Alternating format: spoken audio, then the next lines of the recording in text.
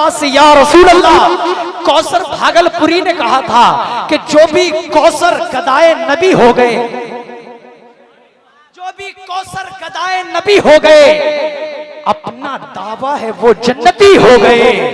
जो इधर महल्ला बड़ा खामोशी इस महल्ले में नजर आ रही है, आप इधर खामोश रहे, इधर महल्ले वाले बुलंद आवाज से बोले या रसूल अल्लाह, बुलंद आवाज से या रसूल अल्लाह। अब आप इन्हें बोलकर दिखाइए कैसे कहते हैं, बुलंद आवाज से कह दे या रसूल अल्लाह, बुलंद आवाज से कहें या रसूल अल्लाह। अब सब मिलकर कह दीजिए या रसूल अल्लाह कि जो भी कौसर गदाए नबी हो गए, अपना दावा है वो जन्नती हो गए।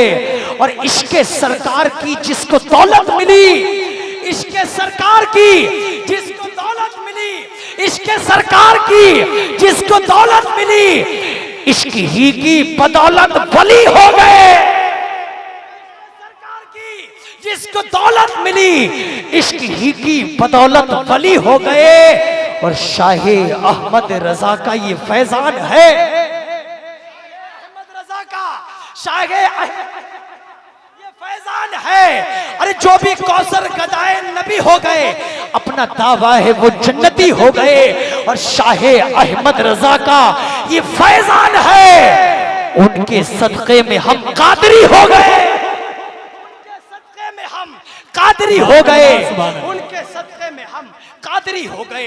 लीजिए हज़रात, बहुत तेजी के साथ अब मैं प्रोग्राम को आगे बढ़ाते हुए अब आपके सामने आपकी मुलाकात एक और नबी के सनाखा से कराता हूं, जो इस वक्त पूरे मुल्क हिंदुस्तान में आला हजरत एक्सप्रेस की तरह दौड़ रहा है, जिसको दुनिया सनाखाने मुस्तफ़ा, बंदे खुदा, उम्मत मुस्तफ़ा, गुलाम गौसो ख्वाजा और रजा, शायर इस्लाम, शाहकार तरन्नुम, अली जनाब शादाब रजा सरवर के नाम से जाना जाता है। आइए उसका इस्तकबाल करते हैं, एक बेहतरीन लहजा, अनोखा अंदाज। आइए इस्तकबाल कीजिए, नारे तकबीर।